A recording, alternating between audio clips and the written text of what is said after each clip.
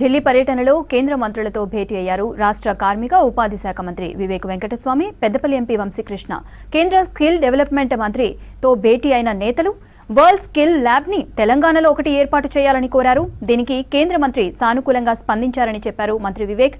విదేశీ భాష బోధనపై కూడా కేంద్ర మంత్రికి చెప్పామన్నారు. థర్డ్ లాంగ్వేజ్ లో విదేశీ భాషకి అవకాశం కల్పించాలని అడిగామన్నారు. తర్వాత మన్సుఖ్ మాండవీయతోనూ సమావేశమైనట్లు వివరించారు మంత్రి. రామగుండంలో 100 పడకల హాస్పిటల్ కి సంబంధించి జీవో ఇవ్వాలని కోరామన్నారు. మనుగురికి మరో కోల్ బ్లాక్ కేటాయించాలని కిషన్ రెడ్డికి విజ్ఞప్తి చేశామన్నారు మంత్రి Vivek Venkataswamy. Jayant Chaudhary, union minister for skill development, వారితో కలవడం జరిగింది.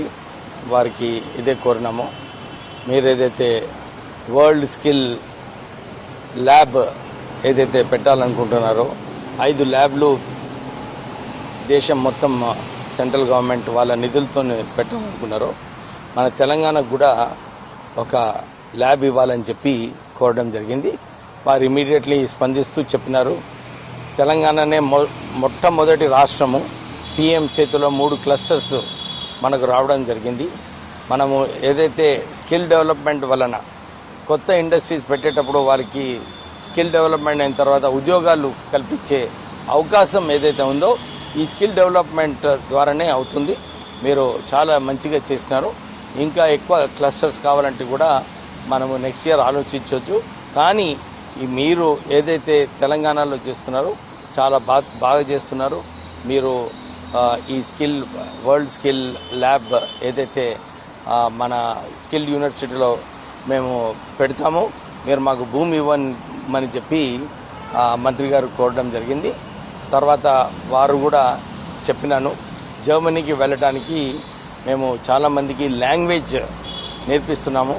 మీరు కూడా కేంద్రంలో ఏదైతే థర్డ్ లాంగ్వేజ్ ఉందో దాంట్లో కూడా కొద్దిగా రిలాక్సేషన్ ఇవ్వాలి. ఫారెన్ లాంగ్వేజ్ నేర్చుకోవడానికి థర్డ్ లాంగ్వేజ్లో జర్మనీ, జపాన్ ఏదైనా ఒకటి ఇంక్లూడ్ చేస్తే చాలా మందికి ఉద్యోగ అవకాశాలు ఉంటాయి. ఎందుకంటే ఈ దేశంలో అందరూ చూస్తున్నారు, ఉద్యోగాల యువతకు అందరికీ కూడా ఉద్యోగాలు అవసరము.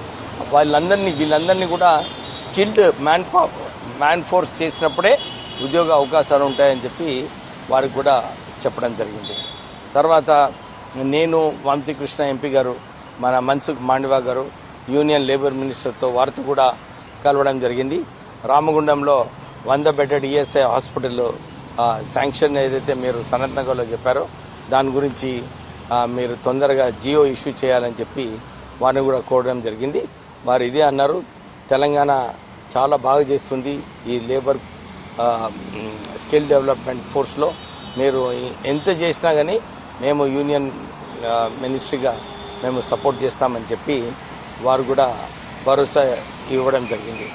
తర్వాత కిషన్ రెడ్డి గారు, యూనియన్ మినిస్టర్ ఫర్ కోల్, వారితో కూడా నేను వంశీకృష్ణ గారు కలిసినాము.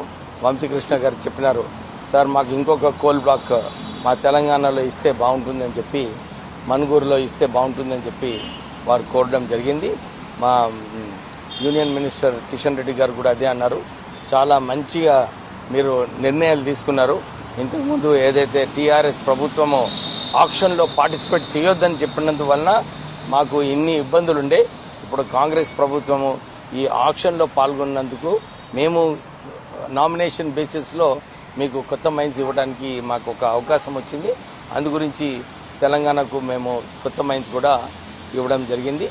తర్వాత వారికి చెప్పినాను, మాకు ఒక క్లస్టర్ గురించి ఎన్ఎండిసి ద్వారా కూడా వాళ్ళు పార్టిసిపేట్ చేస్తే బాగుంటుందని చెప్పి కిషన్ రెడ్డి గారిని కోరడం జరిగింది.